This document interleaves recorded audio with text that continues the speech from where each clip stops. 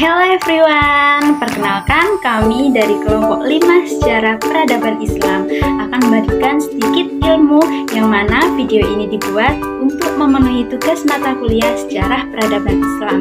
Jadi jangan lama-lama, yuk simak videonya.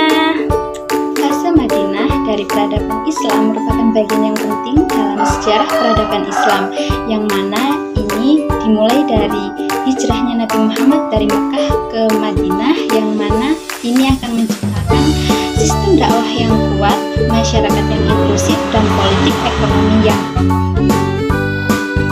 Nabi Muhammad mengatur kegiatan sosial politik di Madinah seperti migrasi umat Islam di Mekah, yang mana masyarakatnya beragam dan memiliki berbagai macam agama. Kemudian di sini kami akan memaparkan sedikit rumusan masalah yang meliputi latar belakang penduduk Madinah, strategi dakwah Nabi, dan strategi pembentukan sosial politik di Madinah. Nah, ini rumusan masalahnya, bisa dibaca sendiri ya. Poin A, latar belakang dan kondisi masyarakat di Madinah. Nah, kondisi sosialnya, masyarakat di sini sering terjadi konflik yang berkepanjangan yang secara tidak langsung ini menyebabkan lingkungan masyarakatnya dalam kondisi ketidakstabilan dan rasa permusuhan. Untuk keadaan ekonomi di Madinah itu belum memiliki keadilan yang merata dengan praktek riba yang masih umum terjadi pada masa itu. Untuk keadaan agamanya, sebelum Islam datang, masyarakat di sana ada yang menganut ajaran Taurat, ada juga yang menyembah berhala, dan ada juga masyarakat yang menganut ajaran lainnya karena ia merasa tidak puas dengan ajaran yang dianutnya. Struktur politik yang amburadul, tidak adanya pimpinan yang tunggal, inilah yang melemahkan politik di Madinah. Berangkat dari latar belakang yang kompleks, masyarakat di Madinah ini dipenuhi dengan konflik belum Rasulullah datang. Harapan yang besar akan adanya perubahan dengan datangnya Nabi Muhammad ke Madinah. Ini menjadi lebih baik bagi masyarakat Madinah untuk membawa transformasi besar bagi masyarakat Madinah. Selanjutnya saya akan menjelaskan strategi dakwah Rasulullah SAW. Berikut strategi dakwah Rasulullah SAW di Madinah hingga membawa keberhasilan. Yang pertama yaitu membangun masjid sebagai pusat kegiatan dakwah. Yang kedua yaitu melakukan perjanjian dengan kaum Yahudi Madinah. Yang ketiga yaitu mempersaudarakan kaum Muhajirin dan Ansor. Untuk yang terakhir yaitu membangun ekonomi rakyat dengan mendirikan pasar.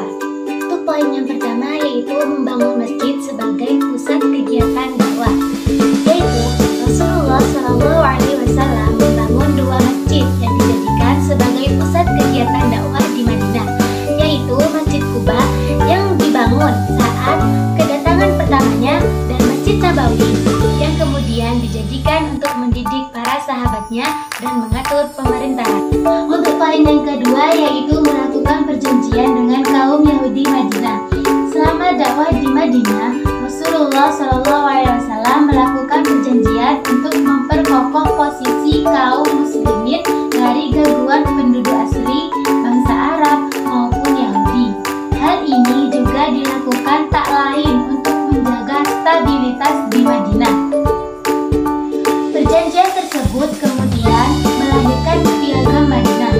Piagam ini berisi 10 bab, di antaranya pembentukan umat, hak asasi manusia, persatuan seagama, persatuan segenap warga negara, golongan minoritas, tugas warga negara, melindungi negara, pimpinan negara, politik perdamaian, dan bab terakhir merupakan penutup.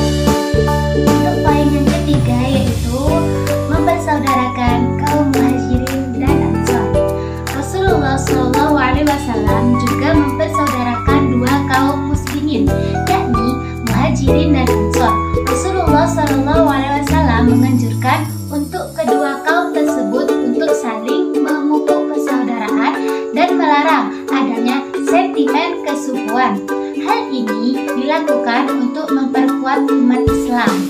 Poin yang keempat yaitu membangun perekonomian rakyat dengan mendirikan pasar. Rasulullah Shallallahu Alaihi Wasallam mendirikan pasar yang tidak jauh dari Masjid Nabawi untuk membangun perekonomian rakyat sekaligus sebagai sarana dakwahnya. Pasar ini dibangun untuk mendidik umat dalam mengatur roda perekonomian yang adil berdasarkan ajaran Islam.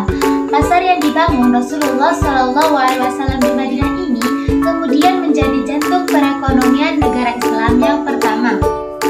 Baik, selanjutnya yaitu pembahasan C.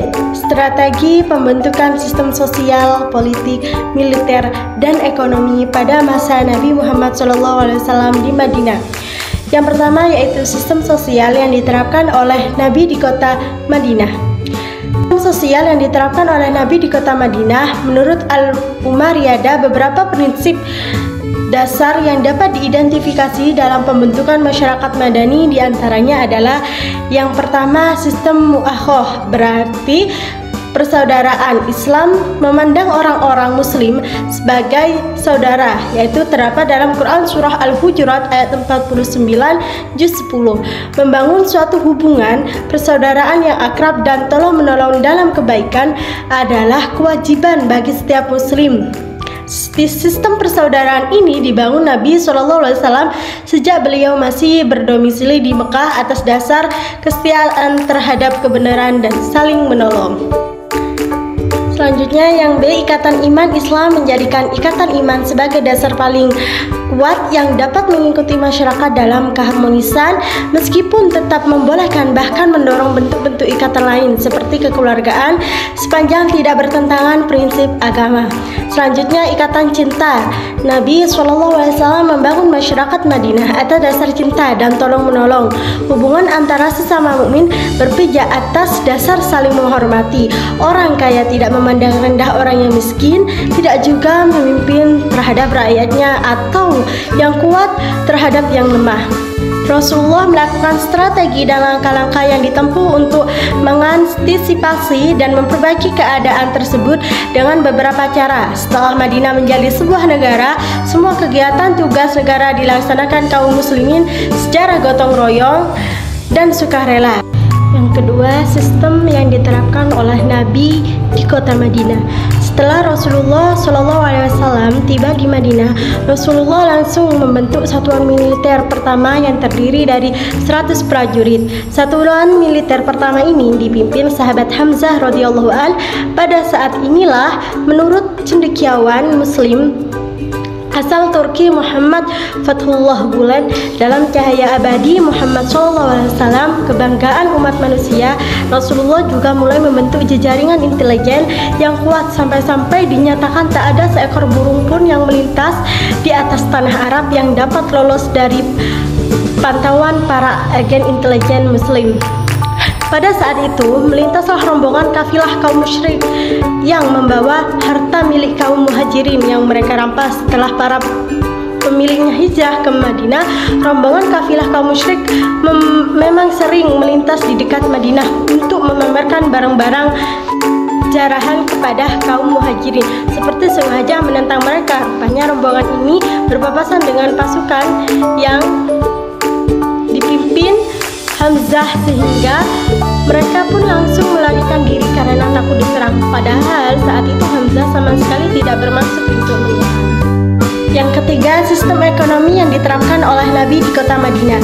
Madinah merupakan negara yang baru terbentuk dan mobilitas ekonomi sangat rendah. Sistem ekonomi yang diterapkan Rasulullah berakar dari prinsip Qur'ani.